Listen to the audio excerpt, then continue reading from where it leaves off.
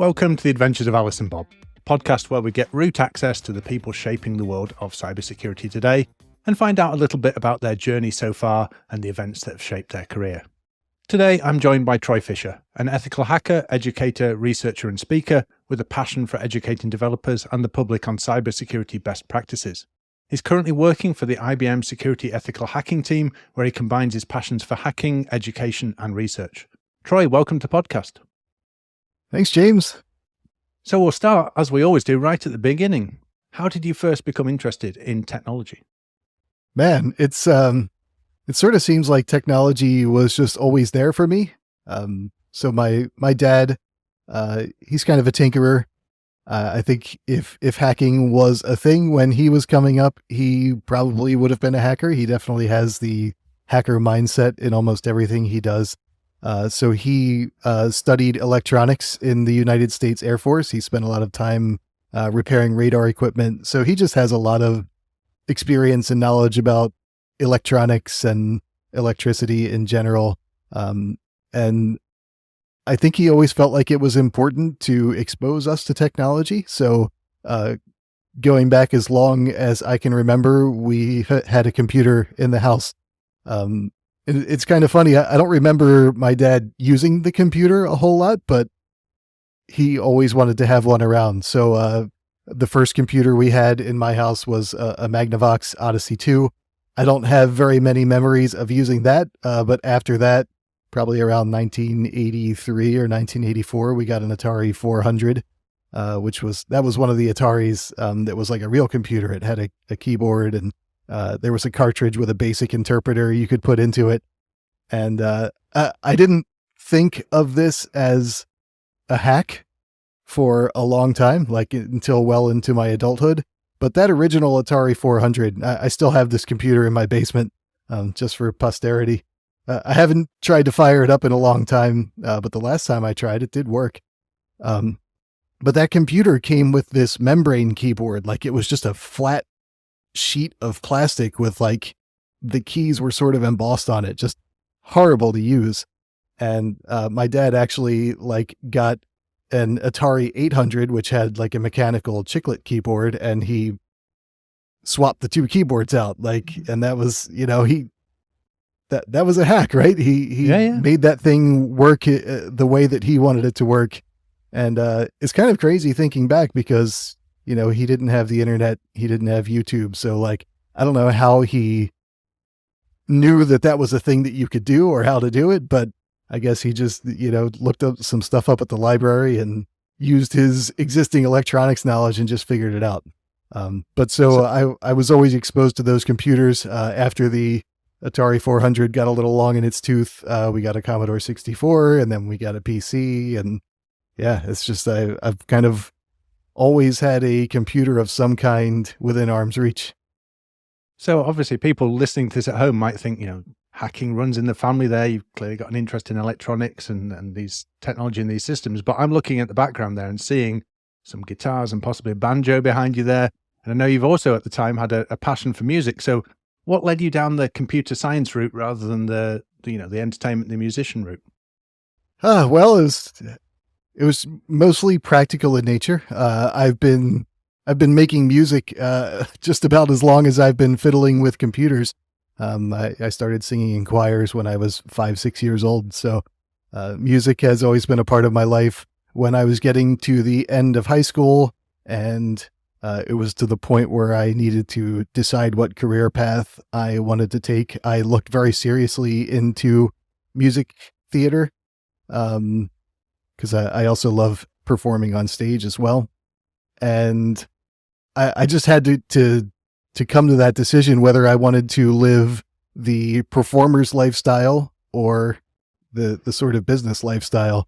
And anyone who's a professional performer will tell you that if there's anything else you're interested in, anything at all, do that thing.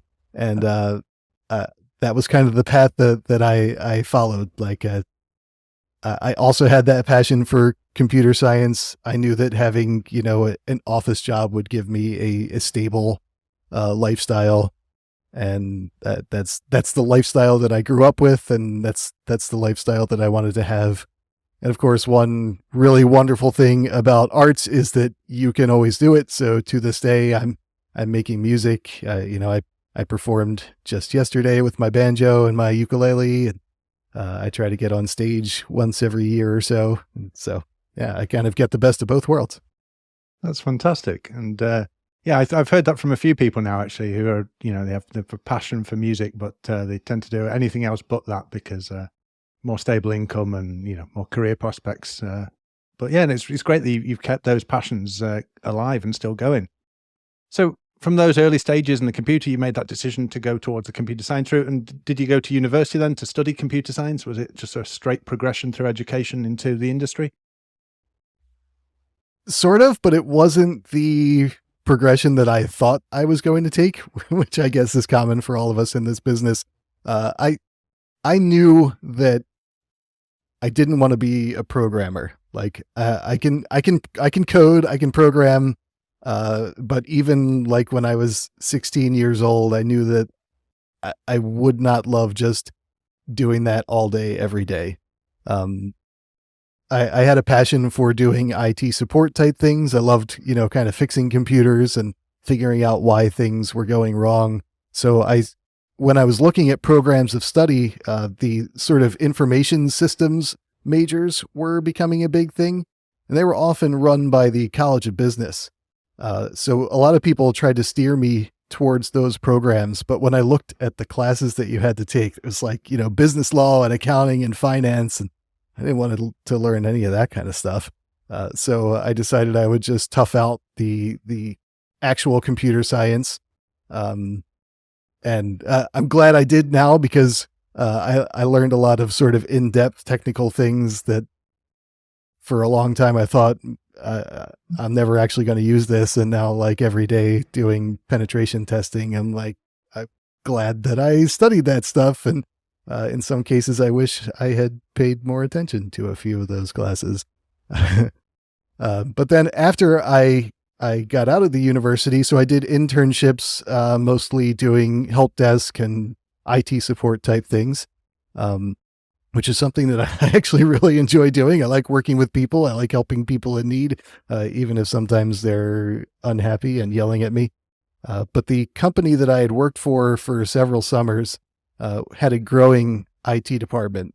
So while I was an intern, everyone did everything. You got to do a little bit of networking, a little bit of user support, production support, whatever needed to be done. Even like plunging the toilets, they would call the IT support people to do that kind of stuff. So we did everything. But that summer after I graduated and I was joining up full time, the director of the department saw that there was a need to specialize. It was getting too hard for everyone to do everything. So he had divided the IT support team into 4 subcategories. They were networking, user support, production support, and security. And I mostly chose security because there was no one else already there. So it seemed like the best opportunity for growth. And I had never given a whole lot of thought to security before that. So I just kind of lucked into it. And I kind of say at the time that the security program at that company really consisted of everyone having antivirus on their computers. And that was it. There was no policies, there was no processes, there was no tooling, there was nothing. So we had to build it from the ground up, which was a really cool experience. And of course, at that time, like you're saying, there wasn't really the thing of a career as an ethical hacker. Most companies, I'm assuming at that time, probably didn't have dedicated security teams, for example. You managed to get into a company that had one as an early start there. So I'm curious, in those early career experiences, I believe you experienced things like dealing with the outbreak of the ILOVEYOU virus early in your career. So how did that come about? What was that instant like for someone early in their career trying to get a handle on security? It was like kind of a shock. Prior to that, things were kind of smooth sailing for me and my department of one. And, I was going about trying to implement policies and get people to sort of do the right thing. And The I Love You virus was one of the sort of early viruses to catch a lot of, to catch legs, I guess you would say. And Sure. it got a lot of press, and it made its way around quite effectively. But the way it worked, this is kind of a fun thing. Like, hackers and attackers in those days, they had really kind of a trickster mentality. They weren't trying Yeah. to really cause problems for you. They were just kind of trying to be silly. So the way this I Love You virus worked is it just spammed everyone in your Outlook address book with an email that said, "I love you." So, just one day, I'm sitting there toiling away, and I get a few notifications that I have some emails coming in, and I see the "I love you," and it's like, here we go. This is it. And I was a big proponent of, so back in those days, people would sort of preemptively shut their networks down if they thought that they could potentially get knocked out by one of these things. And I was always very much against that, because I felt like denial of servicing yourself to prevent getting denial of service was like not the correct course of action. So I was dead set against shutting everything down. But so what we ended up doing was we stopped the SMTP relays so that nothing would go out. But then we had to trace back and figure out who was the source. So that's when we start to get to play a little bit of detective work, which, now that's a whole field in and of itself, forensics and incident response. But back then it was just me. And so I had to work with the people on the networking side of things to figure out who was patient zero, so to speak, and get them cleaned up. And then we could get everyone else cleaned up and get it resolved. And it only took us a few hours. I feel like we did a pretty good job, considering how inexperienced I was and how little we had in terms of resources. Oh, that must have been a really interesting experience, because now, most companies have some sort of playbook or process in place for when they deal with an incident like this. But obviously, like you were saying, this is the first kind of real thing that had come up in that company. Security was a relatively new thing. Were people like jumping up and down, worried about this? Were people just entertained by the fact they were getting all these "I love you" emails? What was the reaction like, and how was your ability to kind of start spinning up a process there to get things going?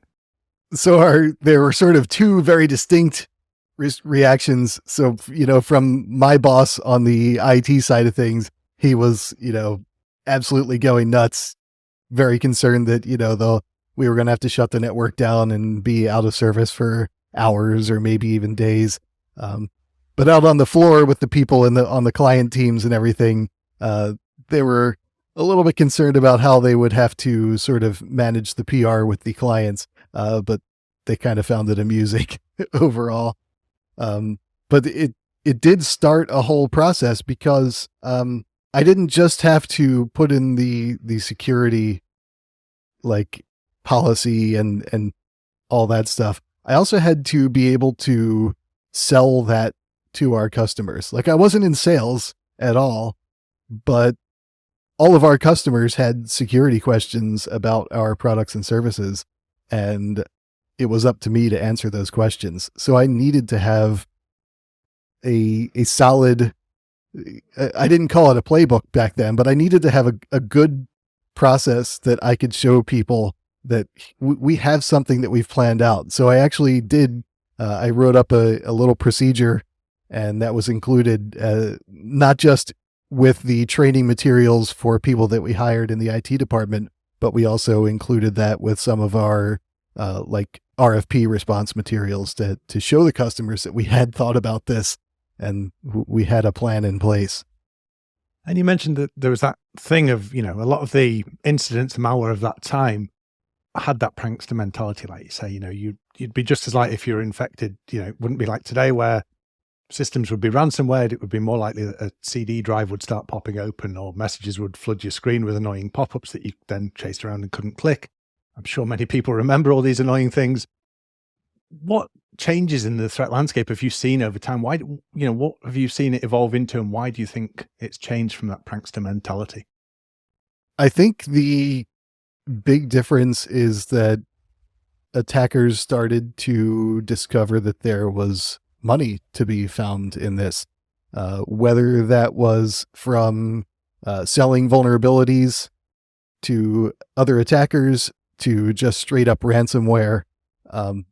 That sort of changed the calculus, because it's one thing to have a worm that goes out, to just get you some notoriety or just for the lulz, as they say.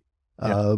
But now somebody realizes they could get thousands or even, maybe even millions of dollars from a ransom. Suddenly that brings people who are a little more malicious in their intents. And with those early security incidents that you were dealing with, like sort of setting out your own processes and playbooks, making it up as you went along to a large extent because it hadn't been done before. How do you think dealing with those incidents early in your career and that time you spent on the help desk, getting to kind of know where all the bodies are buried in the company effectively, how do you think that's shaped the way you approach ethical hacking and the educational work you do today? So I like to think that I've seen both sides of the coin, and I can use that to my benefit. So I think a lot about how the security policies and restrictions that get put in place impact the people on the receiving end of those, whether it's developers or regular end users. So these days I work mostly with developers, but one thing that I'm always careful to say is if I find a vulnerability, and take, for example, cross-site scripting, right? The way to mitigate cross-site scripting is, at least in theory, quite trivial. But I'm always careful to avoid saying that to the developers, because sure, if you're writing, a tiny little web app, it may be trivial, but if you need to apply that trivial fix across thousands of inputs, suddenly, that's a lot less trivial and requires a lot more regression testing, and it's never as easy as it seems. So I try to always work empathetically with the people on the development side of things now, and I try to be a partner rather than an adversary, because one of the benefits of the team that I'm on is that I work for IBM and I'm testing IBM products. So we are literally on the same team, and I try to always work from that perspective. We'll drill into some more on the work you're doing currently with IBM. But before we do, I did hear you say on another interview that you felt like the hacker mindset and the career you're in now is a lot like the video games that you used to play in the past. So I'm just curious what those games were that led you to have this hacker mentality, and how do you apply those to the world of ethical hacking and the things you're doing today? Oh man.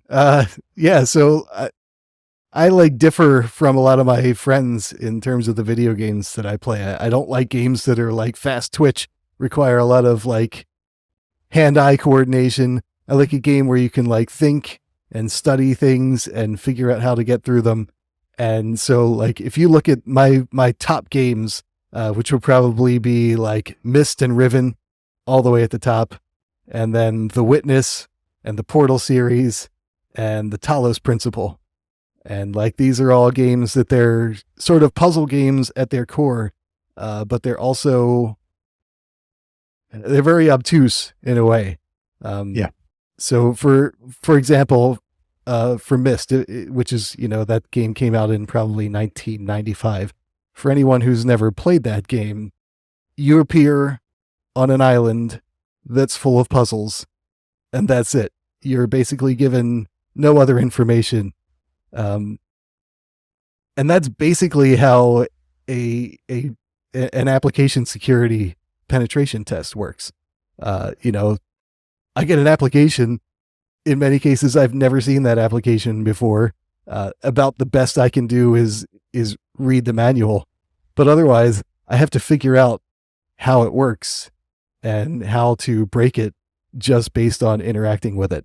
And that's these games that's the whole process of these games. And I just love them. I have this pet theory that you could sort of ferret out people who could potentially be good hackers and penetration testers by having them play The Witness, because it's just an island full of diabolical puzzles.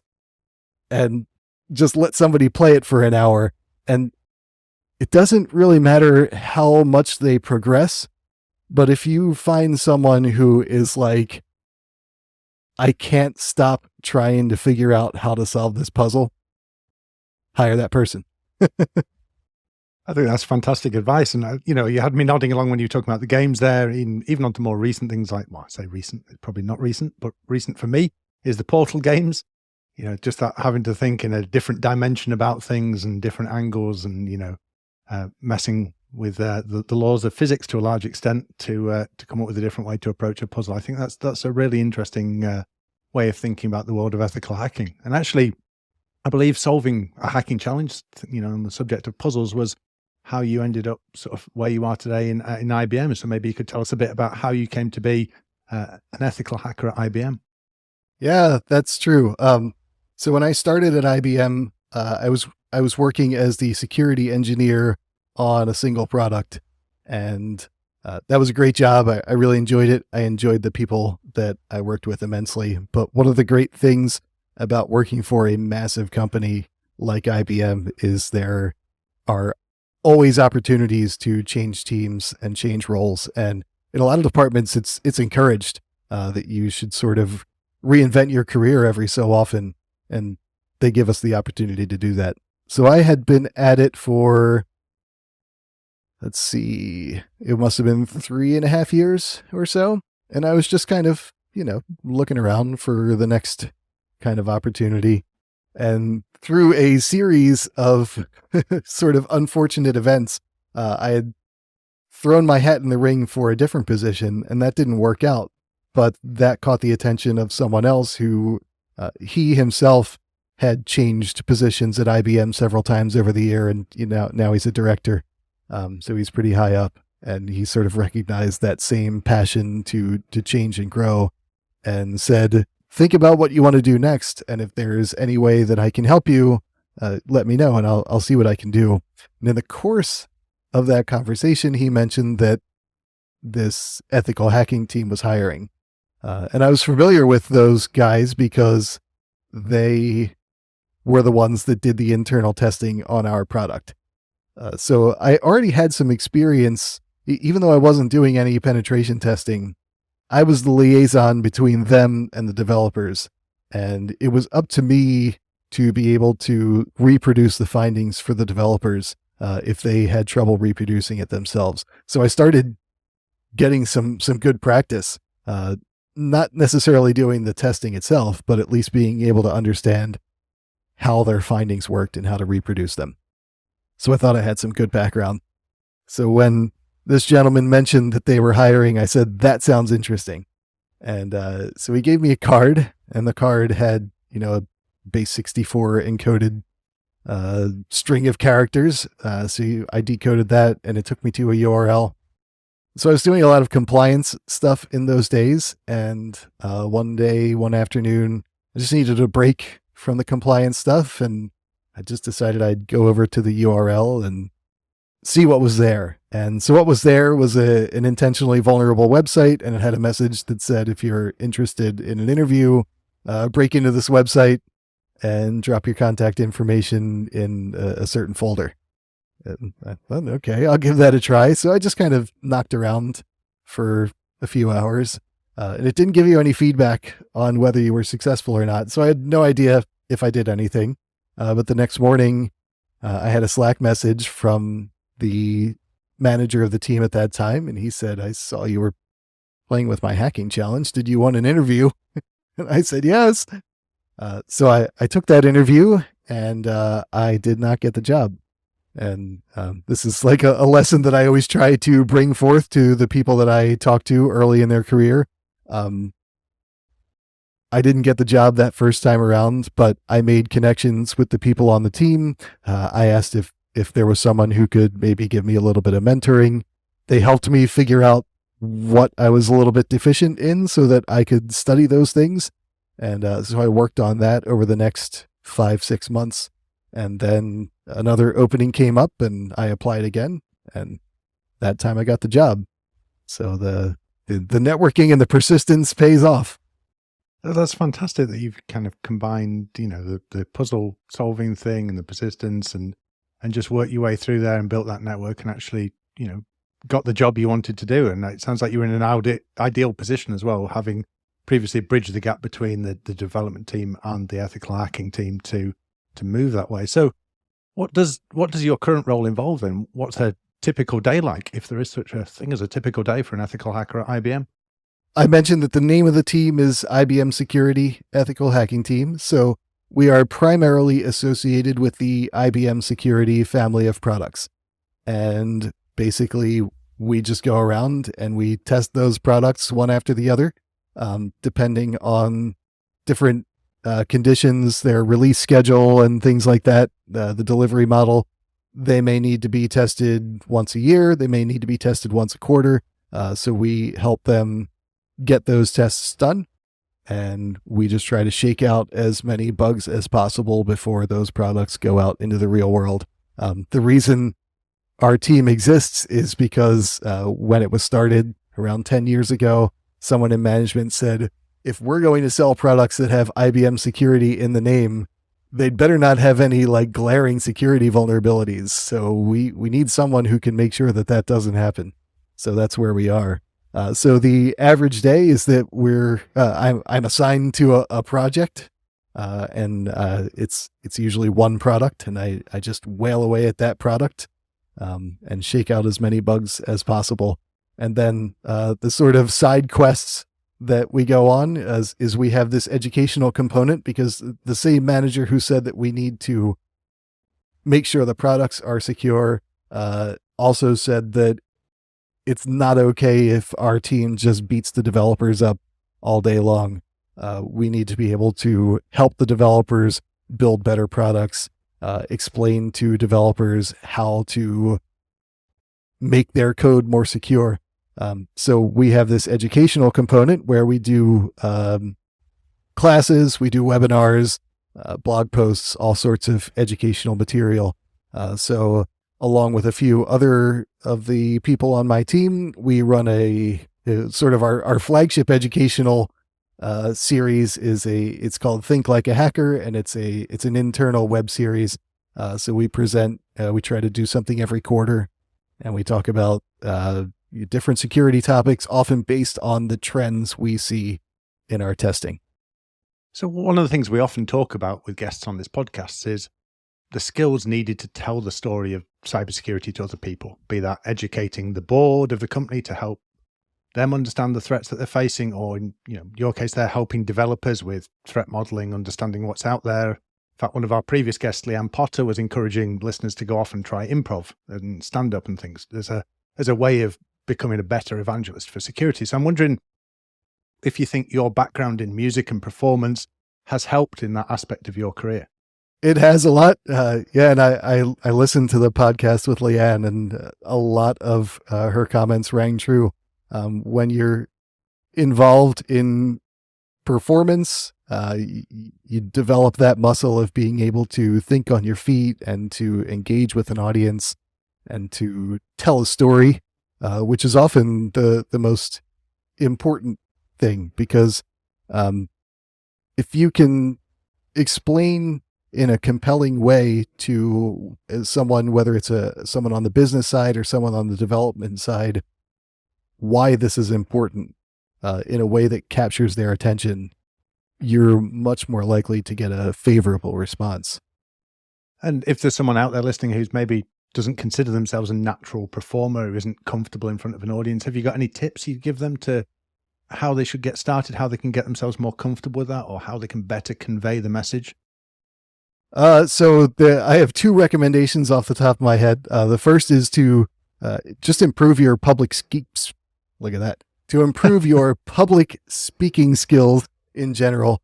So there's a sort of club organization, I don't know what you would call it, called Toastmasters. They basically organize meetups where people give impromptu speeches, and then the members of the group share feedback on how they can improve their presentation. And so if you can get involved in an organization like that, that can help with your speaking in general. There's also, in my area, we have community theaters. So it's really easy to get involved in a play and find yourself on stage, even if you just have a couple of lines. That can help you deal with the nerves and the stage fright.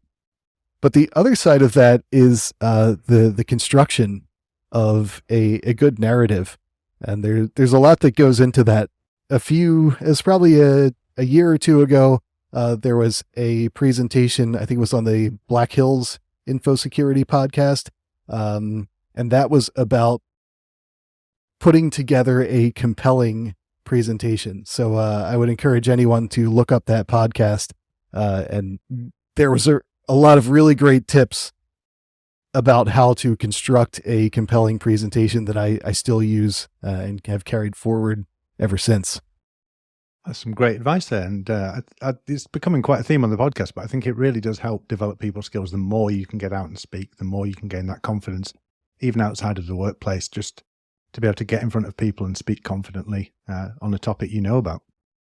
When you're doing those engagements and doing that education piece, how do you effectively engage with engineering teams and developers? Sometimes there's a us versus them mentality. And I know you said at the start that you feel like you can empathize with them because you've worked both sides.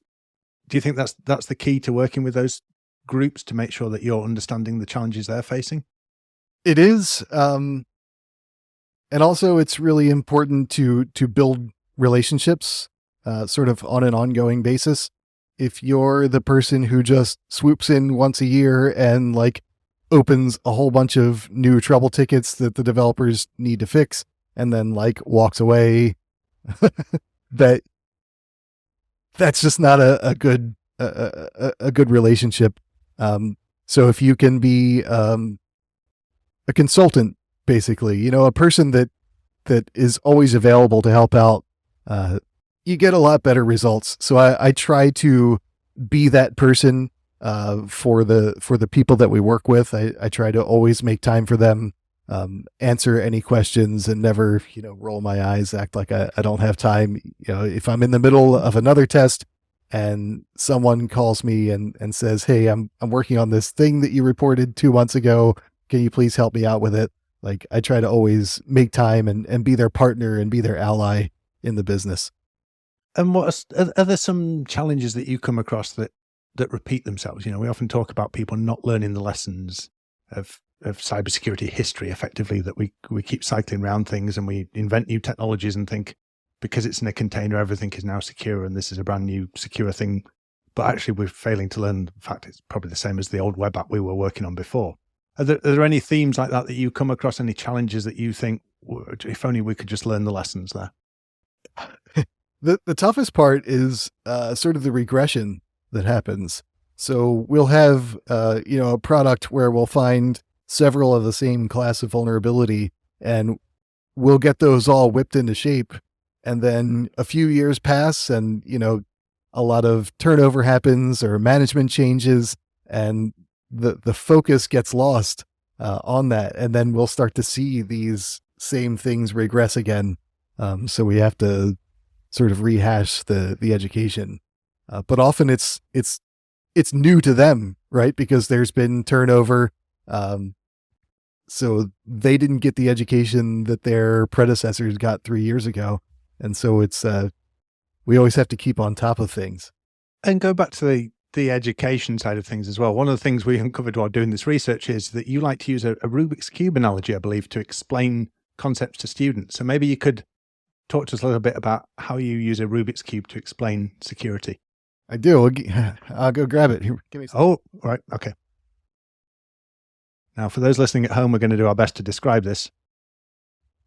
So I came up with this because I was doing a career day presentation for some third graders a few years ago, and they said it would be really cool if you could do a live hacking demonstration.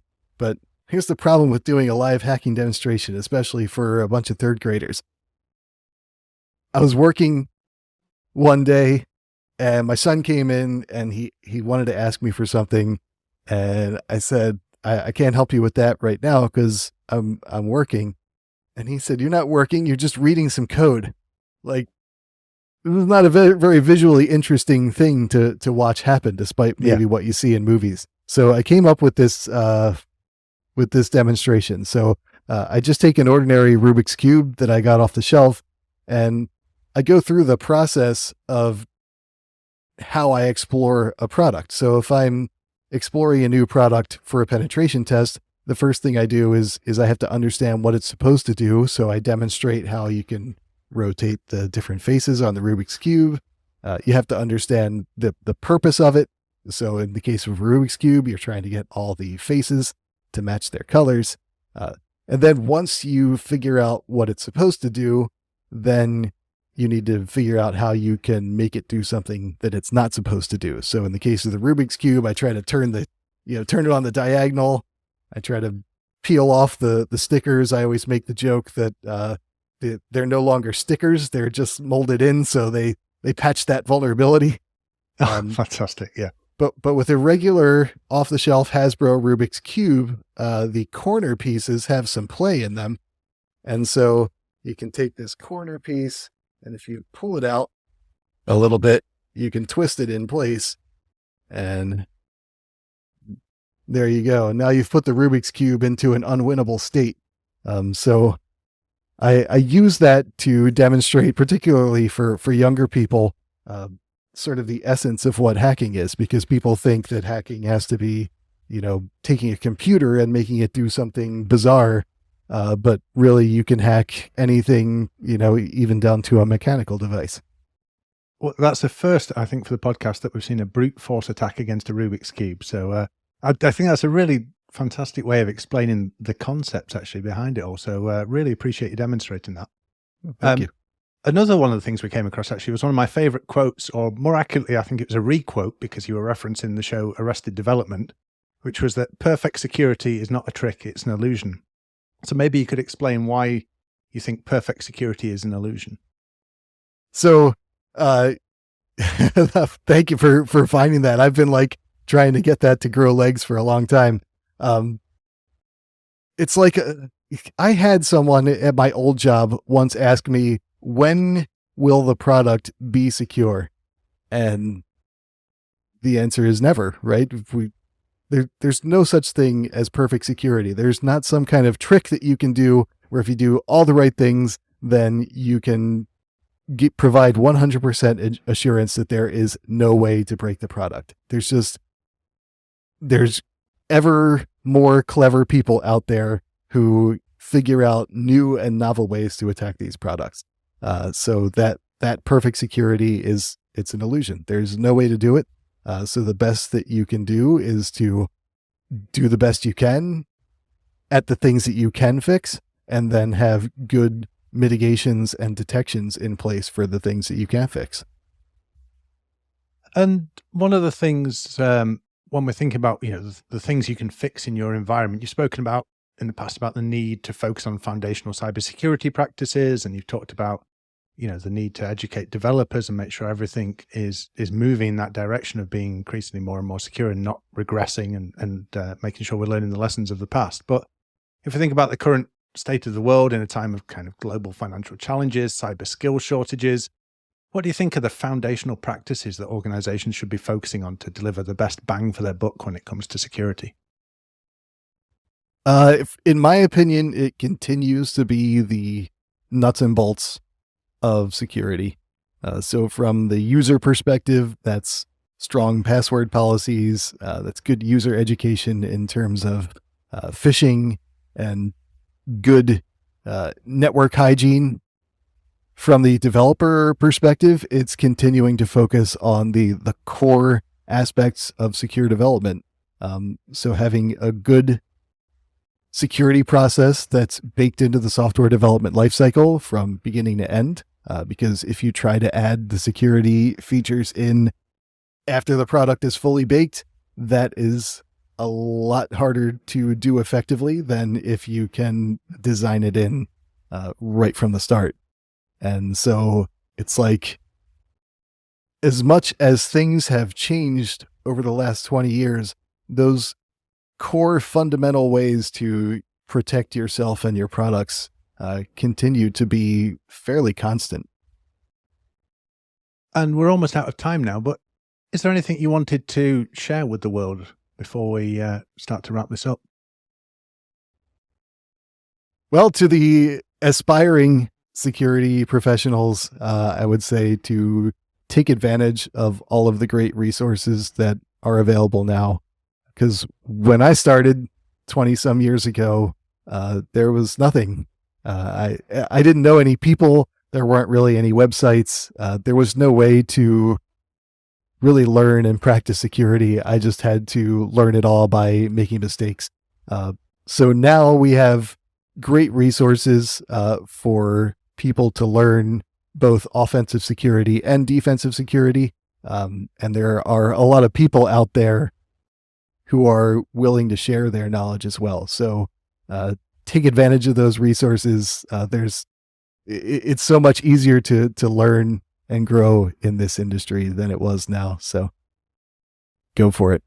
Are there any specific resources you'd like to point to that you'd recommend? I mean, the ones that I love to use are Try Hack Me, Pen Tester Lab, and Hack the Box. And those are sort of listed in order of difficulty. So if you're really new to the field, start with Try Hack Me. If you're kind of intermediate, check out Pen Tester Lab, and then Hack the Box is kind of on the tougher, maybe not tougher, but more obtuse side of things. It's harder to get started on those challenges. And I think then people should be well prepared for when someone hands them a business card with a base64 encoded URL to a vulnerable web application that could change their career there. So I think that's a really good place for people to be looking at starting. If people are interested in finding out more about you or the kind of work you do at IBM, where's the best place to find you? I tweet occasionally at t.fish. That's TDOTFISH. I'm also on the Fediverse at infosec.exchange. So that's t.fish at infosec.exchange. And I have a blog that I post to occasionally, and that's at tdot.fish. Currently, I'm working on a lot of offensive security certifications, and I can't really share any information about those, so I haven't been blogging much. But once I get those out of the way, I'll have some more interesting things to share. Well, that's great. Well, best of luck with the certifications, and we're looking forward to seeing some more blog posts in the future. That's all we have time for, unfortunately, on this episode of The Adventures of Alice and Bob. I'd like to thank our guest, the multi-talented Troy Fisher, the man who seamlessly combines ethical hacking, video game puzzles, banjo playing, Rubik's cubes, and apparently in his early career, plunging toilets perhaps, in an effort to make the world a more secure place. As always, thanks to our super producer Ben and the team at Beyond Trust who make this podcast happen. I'm James Maud, and this has been The Adventures of Alice and Bob.